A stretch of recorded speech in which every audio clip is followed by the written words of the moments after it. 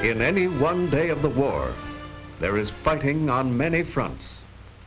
This is one battlefront, the front on which American boys face the enemy.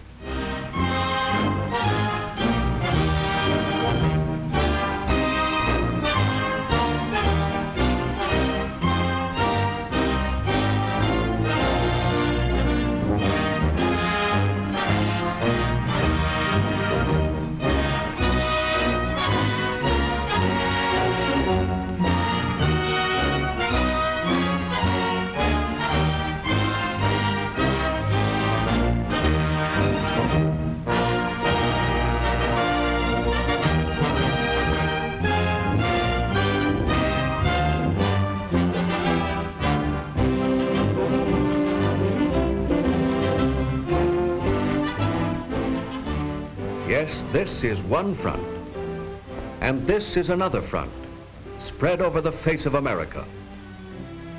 Like the other fronts, it is big and complicated, so big that only a few men in the whole nation can understand its real capacity for waging war.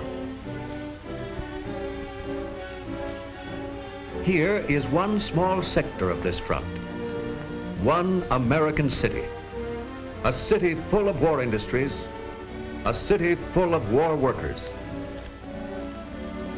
On the 926th day after Pearl Harbor, in the month of Allied invasion, one of the factories in this town celebrated an event, the manufacture of the 250,000th 50 caliber machine gun for the armed forces. One machine gun, a deadly weapon. The 250,000th.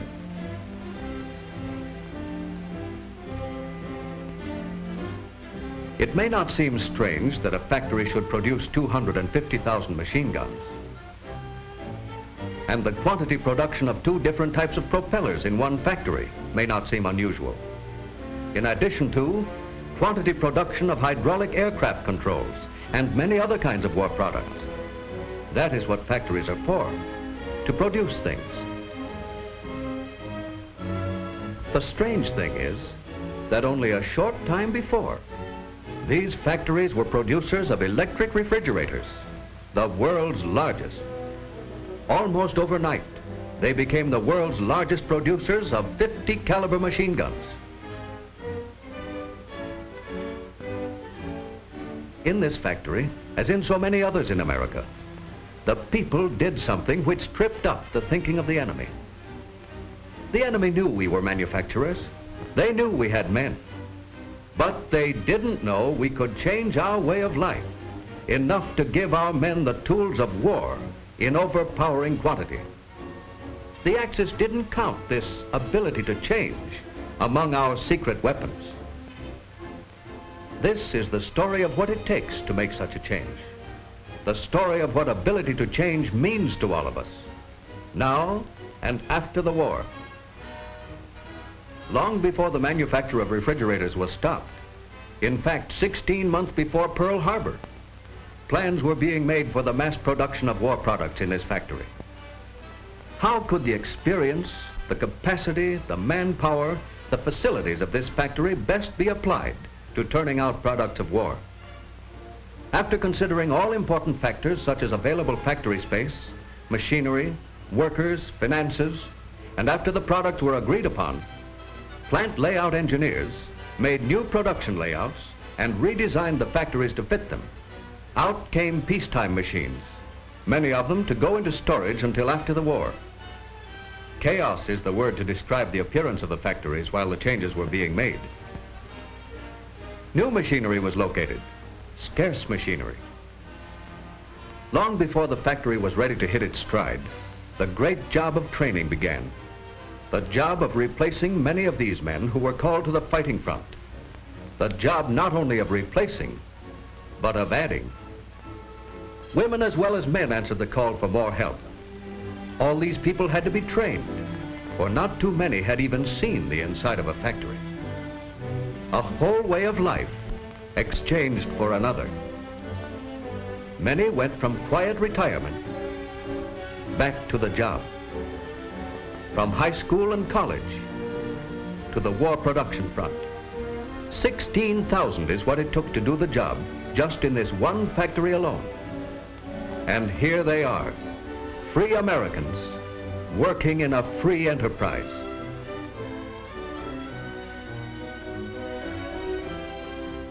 And here is what they learned.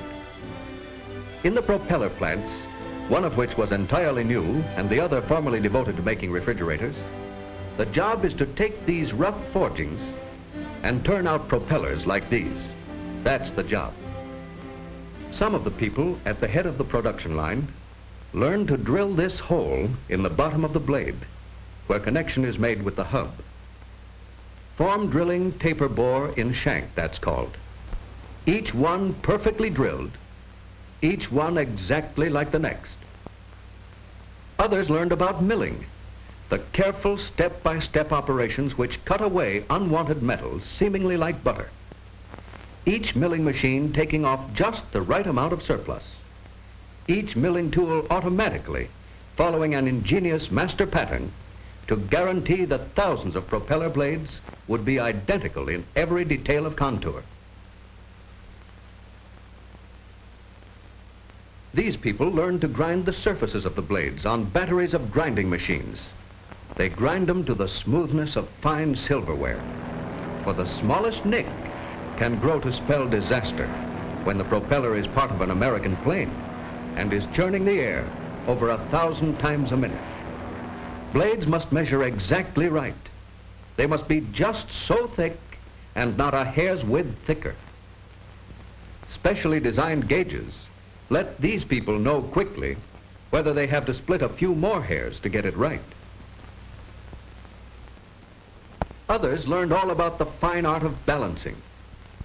That plastic shield was developed to protect the balanced blade from air currents in the factory. Any error in the weight of these blades is multiplied nearly 2,000 times in flight. And these people have been taught that any error on this front is failure on this front. Failure of a mission, loss of American lives. While all those people were learning about making blades, others found out that propellers have more than blades. They have such queer-sounding parts as barrels and spiders, the sturdy parts that hold the blades in position. They've got to be sturdy, for in flight, each blade tries to tear itself away from its hub with a force equal to the weight of a loaded freight car. Yes, there was a lot to learn in the barrel and spider departments, including hundreds of different checks and double checks. There are over 1,400 parts that had to be made and brought together and skillfully assembled. You're right. Nobody has to learn to put all 1,400 parts together. Each has his own job, and he knows that job almost well enough to do it blindfolded. That's the way it is in a big war plant. You've learned your job, and you're proud of it. But what a stranger you'd be if you worked on propellers and walked into the machine gun plant. These people know their jobs, just as you know yours. But they'd have to go into training to learn how to build propellers. All the jobs are different, yes, but they have a lot in common. For most of the jobs are precision jobs. Just as propellers have to measure and balance just so, this machine gun bolt must be machined to extreme accuracy. The reason lies in the gun itself, the Browning caliber 50. This gun is the standard weapon of the Air Forces. It fires over 800 rounds a minute, blasting each bullet toward its target at a speed of more than half a mile a second. It takes 200 parts to make up this gun. Each moving part must slide past its neighbor with such smoothness and sureness that there will be the least amount of friction, the least possibility of jamming, the least vibration to interfere with the gunner's accurate aim. In addition, parts must be identical in measurement, so that any one of thousands of parts will fit any one of thousands of guns. Like peas in a pod is too loose a description for the similarity of these parts. They are literally factory-made, identical twins. Precision tools, precise ways of thinking about their jobs. That was the way the peacetime employees of the factory had to think, so precision was no stranger to them. The new ones learned quickly under skillful training. This is the Browning .50 caliber in quantity production, something unknown until this war, when production men let loose their talents on a problem which had been largely a hand production operation. Many changes in production thinking were suggested and accepted, and the total score of all the new ideas has been a revolution in machine gun manufacture. Modern manufacturing methods have increased the firing rate of the gun, saved raw stock for other vital war uses, replaced critical materials with non-critical materials, and resulted in production at 5 times the original schedule in improved quality with only twice as many machines and people, and at less than 1/4 the original cost. Here is a good example of new thinking applied to an old problem: preparing guns for shipment to the fighting fronts. These machine guns must be shipped to our fighting men all over the world. Temperature and climatic conditions from the heat of the tropics to the frigid north, from desert sand to corrosive salt water. Guns must be protected against all these elements of nature. Soldiers in the last war can well remember this scene. Guns packed in thick, heavy grease to provide the needed protection. 8 hours of slow, tedious cleaning. They don't do it that way in this factory. They seal each gun in a series of transparent, moisture-proof wrappings, like fine food being delivered to your home. Special drying material sealed inside provides a whole year's protection against the elements. In any part of the world, these guns can go immediately into action. This is typical of the contributions of American industry in supplying American fighters with the best of fighting equipment. In this case, the result of a manufacturer with specialized knowledge of moisture control, applying it to improve the effectiveness of a fighting weapon. New thinking, a new solution to an old problem, important in war and opening up new peacetime possibilities in packaging. It is not hard, seeing these factories, to understand the result of the new thinking and of all the effort. One machine gun taking its place on one plane. All these guns equipping a giant sky fleet of thousands of planes, thundering out over enemy territory.